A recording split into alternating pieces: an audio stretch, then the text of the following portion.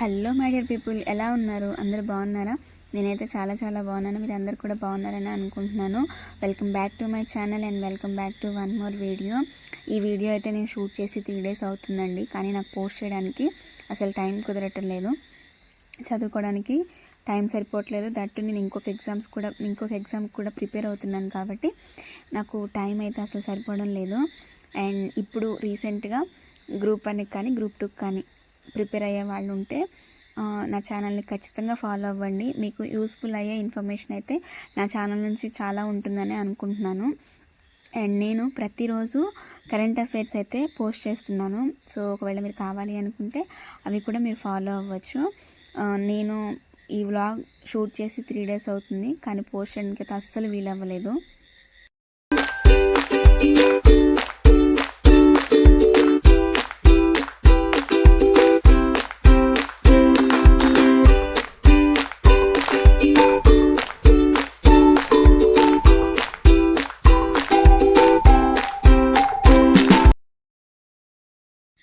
నేనైతే early morning లేచి fresh up అయిపోయి చదవడానికి అయితే రెడీ అయిపోతున్నాను. ఇక్కడ టీ పెట్టుకుంటున్నాను అనమాట. టీ పెట్టుకొని టీ తాగిన తర్వాతే చదవడం స్టార్ట్ చేస్తాను. టీ కానీ కాఫీ కానీ ఖచ్చితంగా తాగాల్సిందే. ఎందుకంటే నిద్రమత్తు అనేది వదిలి చదవడానికి కొంచెం రీఫ్రెష్గా ఉంటుందని ఇక్కడైతే నేను మోస్ట్లీ అయితే నేను టీయే ప్రిఫర్ చేస్తాను. కాఫీ కూడా ఎక్కువ తాగను. ఎప్పుడన్నా మా మమ్మీ కాఫీ పెట్టిందంటే ఖచ్చితంగా తాగాల్సిందే. సో ఇక్కడైతే టీ పెట్టేసుకొని నేను చదవడం అయితే స్టార్ట్ చేస్తున్నాను.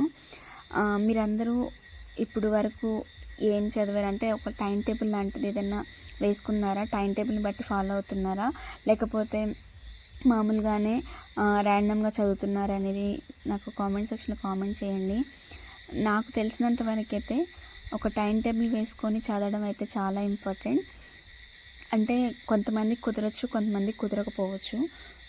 టైం టేబుల్ వేసుకుంటే ఏంటి అంటే మనం ఏ టైం కల్లా ఎంత అవజేయగలుగుతున్నాము, ఎంత ప్రిపేర్ అవుతున్నాము అనేది తెలుస్తున్నది అనేది నా ఫీలింగ్ అనమాట. నేను ఒక టైం టేబుల్ వేసుకొని ఒక 1 week మొత్తం ఏ సబ్జెక్ట్ చదవాలి అనేది నేను వేసుకొని అలానే చదువుతాను. నేను ఫస్ట్ గ్రూప్ 1 ఎగ్జామ్ రాసినప్పుడు కూడా అలానే ప్రిపేర్ అయ్యాను అనమాట. సో ఒకవేళ మీరు ఇప్పుడు స్టార్ట్ చేస్తే ఇలా ఒకసారి ట్రై చేసి చూడండి, ఖచ్చితంగా మీకు సక్సెస్ అవుతారు. ఒక 1 week మొత్తం ఒక 2 subjects చదివి, ఇంకొక 1 week మొత్తం ఒక 2 subjects చదివి మీరు ఇలా ప్రిపేర్ అవ్వండి. అంటే ఓన్లీ సబ్జెక్ట్సే కాదు, మనం ఏ వీక్ ఏ సబ్జెక్ట్ చదివినా సరే ఖచ్చితంగా దాంట్లో కరెంట్ అఫైర్స్ అనేది అయితే ఇంక్లూడ్ చేసుకోండి. ఇది నేను ఇచ్చే బెస్ట్ సజెషన్. మీరు ఒకవేళ కరెంట్ అఫైర్స్ అనేది ప్రతిరోజు రాసుకుంటూ ఉంటే మీరు చదవడానికి కూడా ఈజీగా ఉంటుందన్నమాట. కొత్తగా అనిపించదు, మోస్ట్లీ చాలా బాగా గుర్తుంటుంది. ఇంకొకటి ఏంటంటే కరెంట్ అఫైర్స్ మీరు రాసుకోవడానికి కరెక్ట్ టైం ఏంటి అంటే మార్నింగ్ టైమే, ఎర్లీ మార్నింగ్ టైమే కరెంట్ అఫైర్స్ మనం ఫాలో అవ్వడానికి కరెక్ట్ టైం. ఎందుకంటే మనం కరెంట్ అఫైర్స్ ఒకసారి రాసేసి పక్కన పెట్టేస్తాం, దాన్ని మళ్ళీ చదివే టైం ఉండదు. కాబట్టి మోస్ట్లీ మార్నింగే కరెంట్ అఫైర్స్ అనేది ఫాలో అవ్వడానికి ట్రై చేయండి. ఇంకొకటి ఏంటి అంటే న్యూస్ పేపర్ ఖచ్చితంగా చదవండి. మీకు అవైలబిలిటీగా ఏ న్యూస్ పేపర్ ఉంటే ఆ న్యూస్ పేపర్ని చదవడానికి అయితే ట్రై చేయండి.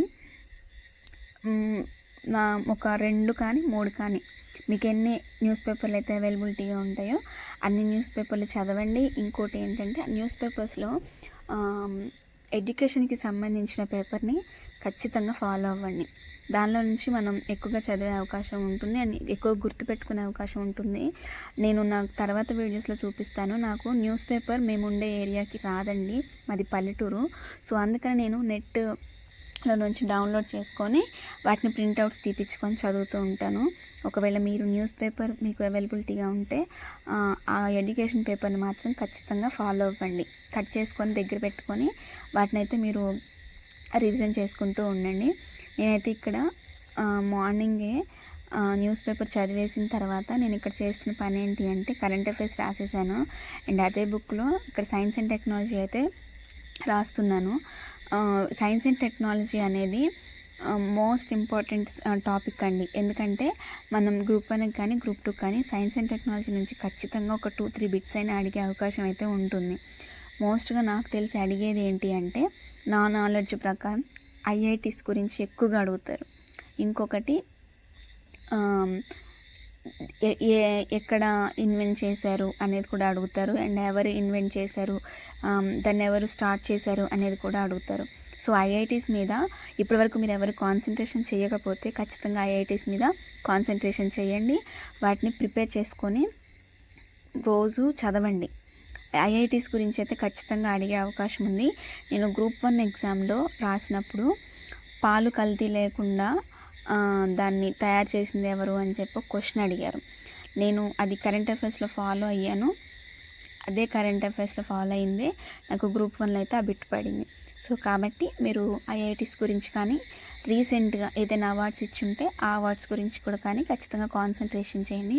మనకి రీసెంట్గా ఇచ్చిన అవార్డ్స్లో గ్రామీ అవార్డ్స్ ఒకటి, దాదా సాహెబ్ ఫాల్కే అవార్డు ఒకటి, తర్వాత పద్మశ్రీ అవార్డ్స్, పద్మ అవార్డ్స్, వీటిని ఆస్కర్ అవార్డ్స్, వీటిని ఖచ్చితంగా మీరు చదవండి. ఖచ్చితంగా రాసుకొని చదవండి. ఏదో పైపైన చదివి వదిలేయడం కాదు, వాటిని ఖచ్చితంగా చదవండి. వీటన్నిటిలో నుంచి ప్రతి దాంట్లో నుంచి ఒక బిట్ పడే అవకాశం అయితే ఉంటుంది. అండ్ నేను మార్నింగ్ రాసేసుకున్న తర్వాత పాలిటీ అయితే ఫాలో అవుతున్నాను. అది ఫస్ట్ చాప్టర్ అయితే అయిపోయింది. ఇది సెకండ్ చాప్టర్. ఇప్పటికి నేను ఇది థర్డ్ టైం చదవటము. సో ఇప్పుడు నేను ఇక్కడైతే సెకండ్ చాప్టర్ అయితే చదువుతున్నాను. ఇక్కడ నేను పాలిటీకి ప్రిపేర్ అయ్యే బుక్ లక్ష్మీకాంత్ సార్ది. బుక్ మాత్రం చాలా బాగుంటుందండి. ఎవరైనా పాలిటీ బుక్ కొనుక్కోవాలి అనుకుంటుంటే, ఏ బుక్ కొనాలి అని అనుకుంటే ఖచ్చితంగా లక్ష్మీకాంత్ సార్ బుక్ అయితే ఫాలో అవ్వండి. ఇది ఫస్ట్ టైం చదివినప్పుడు అర్థం కాకపోవచ్చు, బట్ సెకండ్ టైం చదివినప్పుడు మాత్రం ఖచ్చితంగా అర్థమవుతుంది. అండ్ మనం చదివింది కూడా చాలా బాగా గుర్తుంచుకోగలుగుతారు. ఈ బుక్ మాత్రం నా నాలెడ్జ్ ప్రకారం మంచి బుక్. అండ్ చాలామంది కూడా ఇదే బుక్ ప్రిఫర్ చేస్తారు. సో అందుకనే మీరు పాలిటీలో అయితే ఖచ్చితంగా లక్ష్మీకాంత్ సార్ బుక్ అయితే ఫాలో అవ్వండి. వేరే బుక్స్ అంటే మాకు అది నచ్చిందంటే మీ ఇష్టం అది, కానీ లక్ష్మీకాంత్ సార్ బుక్ చాలామంది ప్రిఫర్ చేస్తారు. సో అందుకని ఒకళ్ళు కొనుక్కోవాలి అనుకుంటే లక్ష్మీకాంత్ సార్ బుక్ అయితే కొనుక్కోండి. నేను ఇక్కడ చదివేది భారత రాజ్యాంగ రచన. సో దీంట్లోనే మేజర్ కమిటీలు కూడా ఉన్నాయి. అండ్ ఈ భారత రాజ్యాంగ రచన ఎలా జరిగింది, ఎన్ని రోజులు పట్టింది, అండ్ దీంట్లో ఉన్న కమిటీస్ ఇలాంటివి కూడా ఇందులో ఉన్నాయి. సో ఈ బుక్ అయితే బాగుంటుందండి. నాకు ఫస్ట్ టైం నేను పాలిటీ బుక్ చదివినప్పుడు అయితే అస్సలు నాకు అర్థం కాలేదు, భయం వేసింది. ఫస్ట్ నాకు పాలిటీ చదవాలంటేనే చాలా భయం వేసింది. కానీ తర్వాత సెకండ్ టైం చదువుతున్నప్పుడు బాగా అర్థమైంది. చాలా బాగుంటుంది బుక్. అండ్ ఇంకొకటి, బుక్స్ విషయంలో చాలామంది కన్ఫ్యూజ్ అవుతూ ఉంటారు.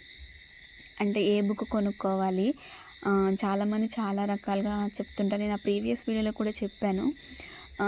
బుక్స్ విషయంలో చాలామంది కన్ఫ్యూజ్ అయ్యి, ఇప్పుడు నేను ఒక బుక్ చెప్పానని ఇంకొక బుక్ చెప్పారని అట్లా బుక్స్ ఏది కొనుక్కోలే కన్ఫ్యూజన్ అయ్యి చాలామంది ఇబ్బంది పడుతూ ఉంటారు. నేను చెప్పే సజెషన్ ఏంటంటే, ఫస్ట్లో నేను కూడా అలానే ఇబ్బంది పడ్డాను. నేను చెప్పే సజెషన్ ఏంటి అంటే, మీరు ఏదైనా ఒక బుక్ గురించి రివ్యూ తీసుకొని, ఆ బుక్ బాగుంటుందా లేదా అనేది రివ్యూ తీసుకొని దాని తర్వాత మీరు బుక్ స్టాల్కి వెళ్ళి కొనుక్కోవడం చాలా మంచిది. ఈ మధ్య ఆన్లైన్ ఫెసిలిటీ ఒకటి వచ్చింది కాబట్టి ఆన్లైన్లో బుక్ చేసుకుంటున్నారు. అంటే ఆ బుక్ వాళ్ళు చెప్పారు కాబట్టి ఖచ్చితంగా దీన్ని కొనాలి అని చెప్పేసి అది ఆన్లైన్లో బుక్ చేసుకుంటున్నారు. కానీ మీకు దగ్గరలో ఉన్న బుక్ స్టాల్కి వెళ్ళి ఒకవేళ అక్కడ ఇలాంటి బుక్స్ దొరికితే మీరు ఒక 2-3 బుక్స్ ఒకసారి చూసి దాని రివ్యూ కూడా తీసుకొని ఆ తర్వాత మీరు బుక్ కొనుక్కోవడం చాలా మంచిది.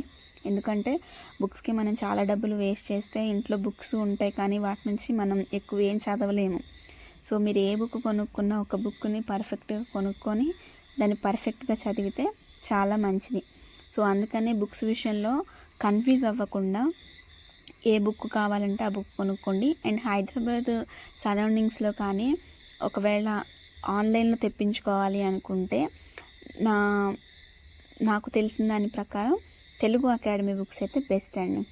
అండ్ నేను ఇక్కడ పాలిటీకి అయితే లక్ష్మీకాంత్ సార్ బుక్, అలాగే హిస్టరీకి విజేత వాళ్ళ బుక్స్ అయితే కొనుక్కున్నాను. అండ్ ఈ 2 బుక్స్ కూడా నేను కోచింగ్లో ఉన్నప్పుడే కొనుక్కున్నాను.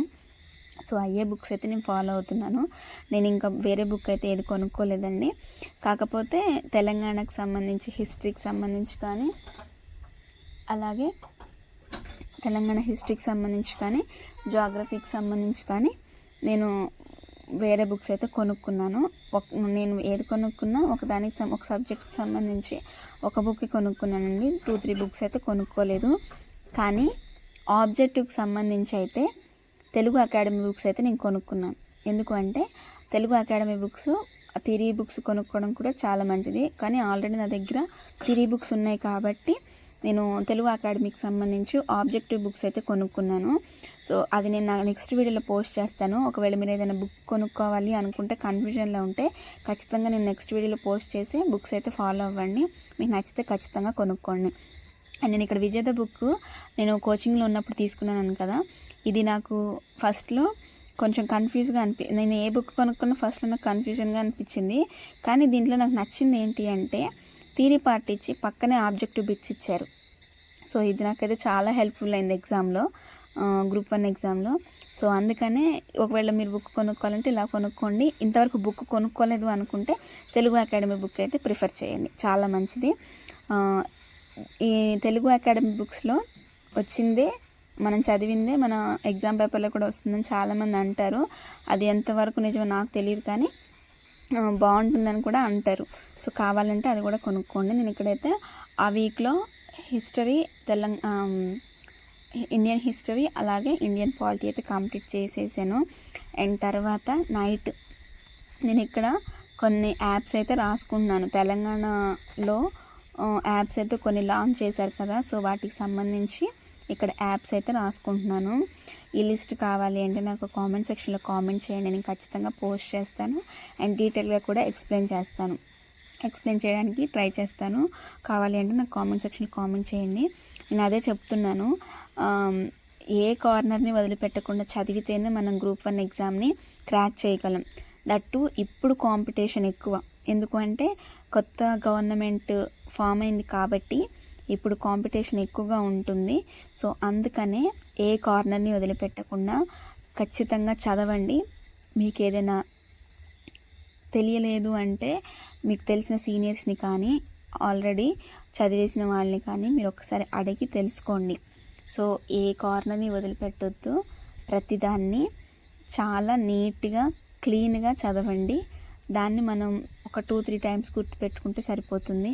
నేను అందుకనే ఇక్కడ ప్రతిదీ నాకు ఎంత కష్టమైనా సరే నేను ప్రతిదీ రాసుకోవడానికి అయితే ట్రై చేస్తానండి. ఎందుకంటే ఒకవేళ అది మిస్ అయిపోతే మనం మిస్ అయిందే ఖచ్చితంగా క్వశ్చన్ పేపర్లో వచ్చే అవకాశం ఉంటుంది. నాకు ఇది చాలాసార్లు జరిగింది.